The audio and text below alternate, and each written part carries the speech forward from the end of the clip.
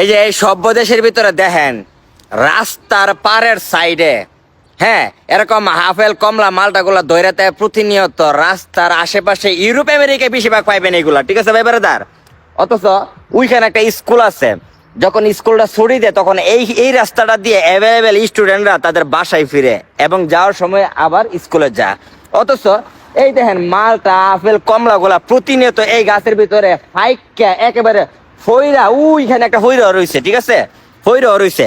কিছুক্ষণ আগে হয়তো বা পরিষ্কারও করা হয়েছে, যেগুলো ফইরা ছিল নিচের ভিতরে।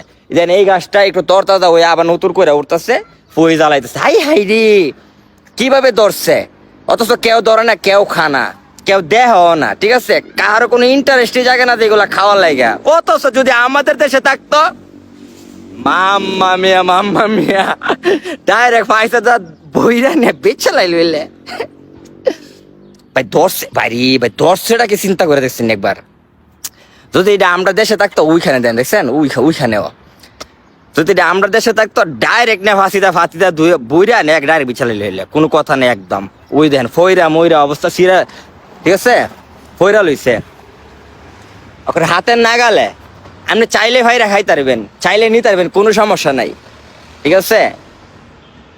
ইউরোপ আমেরিকা এই সভ্য দেশগুলোর ভিতরেই এগুলা মানা, ঠিক আছে।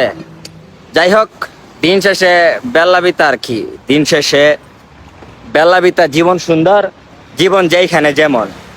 এই গাছগুলা ইউরোপ আমেরিকার ভিতরে মানা, আমাদের এশিয়া মিডিল ইস্টে না।